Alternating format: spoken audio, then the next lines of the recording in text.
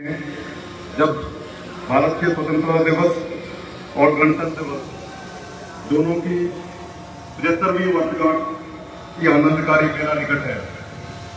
यदि स्वतंत्रता देह है तो गणतंत्र उसकी आत्मा है, यदि स्वतंत्रता पुष्प है तो गणतंत्र उसकी सुगंध, यदि स्वतंत्रता साधन है तो गणतंत्र उसका साध्य, यदि स्वतंत्रता उड़ान है तो गणतंत्र उसका विधान, और यदि स्वतंत्रता साधना है तो गणतंत्र उसकी सार्थकता।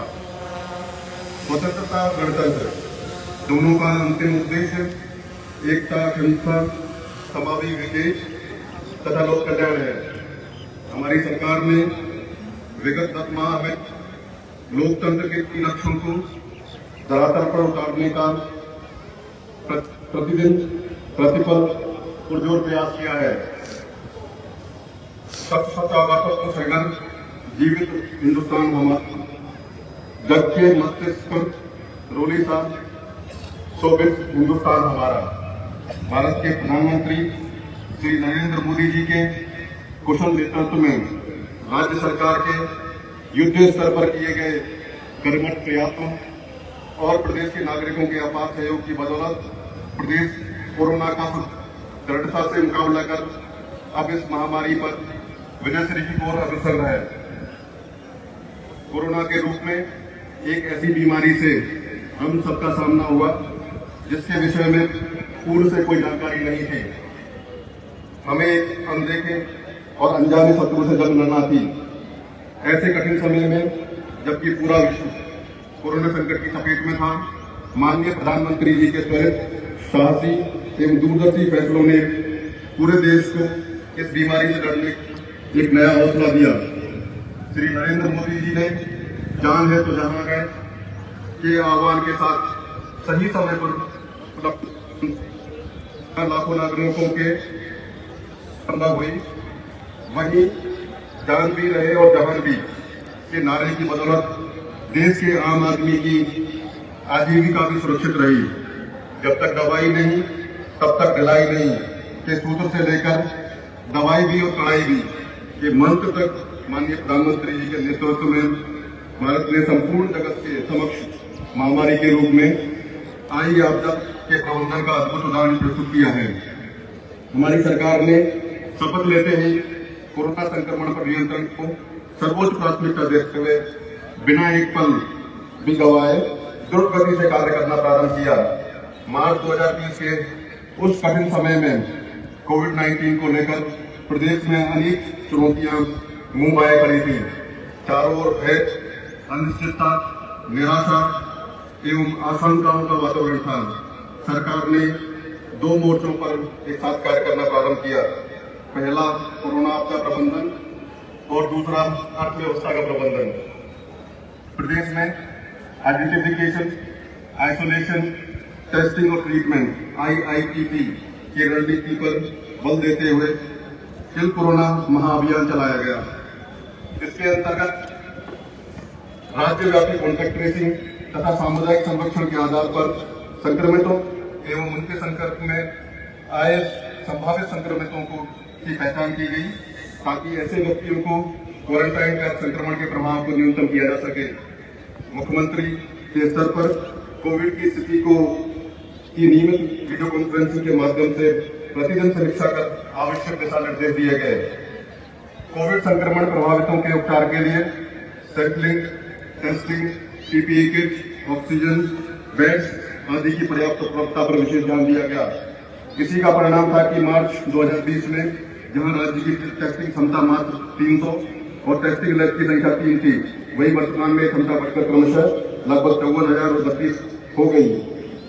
मार्च 2020 में प्रदेश में कोविड हेतु 2,428 जनरल बेड्स, 230 ऑक्सीजन बेड्स और 537 ICU बेड्स उपलब्ध थे, जो अब बढ़कर 5,204 जनरल बेड्स, 9,565 ऑक्सीजन बेड्स और 3,833 ICU बेड्स हो गए हैं।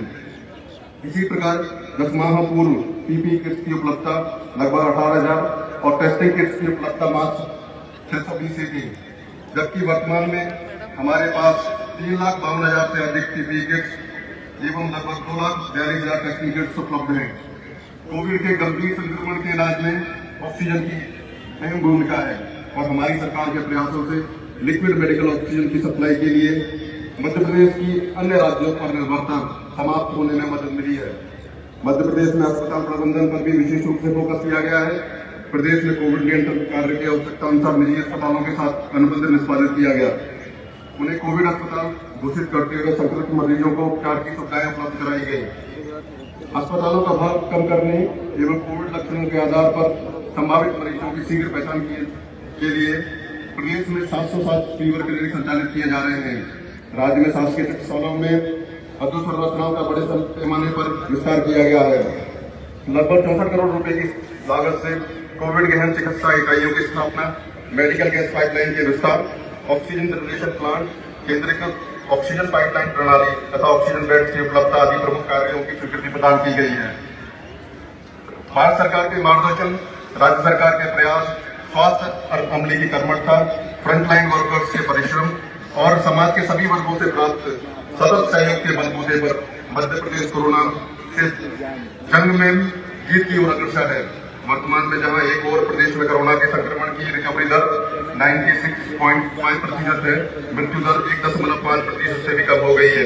वहीं दूसरी ओर माननीय प्रधानमंत्री जी के मार्गदर्शन में विश्व के सबसे बड़े कोविड टीकाकरण अभियान के प्रारंभ होने से आशा की नई किरणों का संचार हुआ है। कोविड-19 वैक्सीन टीकाकरण का कार्य मध्य प्रदेश में सुनियोजित रणनीति के साथ प्रारंभ हो चुका है। सबका साथ और सबका विश्वास पाकर मध्य प्रदेश कोविड से मुक्ति की दिशा में तेजी से अग्रसर है। जहां तक अर्थव्यवस्था एवं आजीविका का प्रश्न है, राज्य सरकार ने विगत 10 माह में इस मोर्चे पर भी प्रभावी ढंग से कार्य किया है। लॉकडाउन के दौरान लगभग 14,98,000 प्रवासी श्रमिक मध्य प्रदेश लौट कर आए और बड़ी संख्या में अन्य श्रमिकों का द्वारा मध्य प्रदेश से होकर अन्य राज्य के लिए आवागमन किया गया। प्रवासी श्रमिक को राज्य का अतिथि मानकर उनकी स्क्रीन, भोजन, रोजगार, राशन, विश्राम, पेयजल, दवा, स्वास्थ्य परीक्षण तथा परिवहन के लिए मध्य प्रदेश सरकार द्वारा की गई सुनियोजित एवं संवेदनशील पहल की देश भर में सराहना हुई है। शासन प्रशासन के साथ ही प्रदेश के समाजसेवी संगठनों, गणमान्य नागरिकों और आम जनता ने भी मानवता की मिसाल पेश करते हुए प्रवासी श्रमिकों के लिए अपने हृदय के द्वार खोल दिए।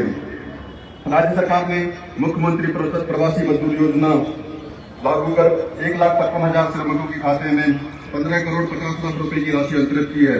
प्रदेश के इतिहास के सबसे बड़े श्रम शक्ति अभियान के माध्यम से अकुशल प्रवासी श्रमिकों को रोजगार उपलब्ध कराया गया है। कुशल प्रवासी श्रमिकों को स्थायी रोजगार प्रदान करने के लिए रोजगार सेतु पोर्टल प्रारंभ किया गया है।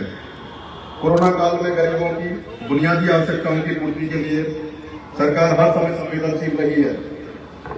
विभिन्न सामाजिक सुरक्षा पेंशन योजनाओं, आहार अनुदान योजना, संबल योजना, लाडली लक्ष्मी योजना, मध्याह्न भोजन योजना, छात्रवृत्ति भुगतान, खाद्य सुरक्षा भत्ता, किसान सम्मान निधि, फसल बीमा राशि, प्रतिभा प्रोत्साहन राशि, फसलों के नुकसान एवं कीट व्याधि की राहत राशि, आवास योजना की राशि, स्वयं सहायता समूह को ऋण राशि, पथ विक्रेता योजना की ऋण राशि तथा फसल उपार्जन की राशि सीधे सिंगल क्लिक के माध्यम से हितग्राहियों के खाते में अंतरित की गई है। शहरी महिला उद्यमियों को कोरोना संक्रमण के बचाव के लिए मास्क उपलब्ध कराने हेतु जीवन शक्ति योजना एवं जन जन तक रोग प्रतिरोधक काढ़े एवं औषधियों के निःशुल्क सुझाए की जीवन अमृत योजना सफलतापूर्वक क्रियान्वित की गई है। गेहूं, धान एवं अन्य फसलों के उपार्जन के कार्य का प्रबंधन इतनी कुशलता और सजगता के साथ किया गया था कि इस कार्य के दौरान किसान अथवा अन्य अमला कोरोना से संक्रमित नहीं हुआ। कोरोना काल में विगत 10 माह में प्रदेश के स्वास्थ्य विभाग के अमले, पुलिस प्रशासन, जिला प्रशासन, राजस्व प्रशासन एवं अन्य सभी शासकीय कर्मियों ने अपने प्राणों की भी परवाह न करते हुए सच्चे कर्मयोगी की भांति अपनी सेवाएं दी हैं। जनता को कोरोना संक्रमण से सुरक्षित रखने एवं उन्हें सरकार की योजनाओं का लाभ दिलाने की दिशा में संपूर्ण प्रशासन तंत्र ने जिस परिश्रम और लगन के साथ कार्य किया है उसके लिए वे निश्चित ही बधाई के पात्र हैं। उनकी यह कर्तव्य निष्ठा प्रणम्य है।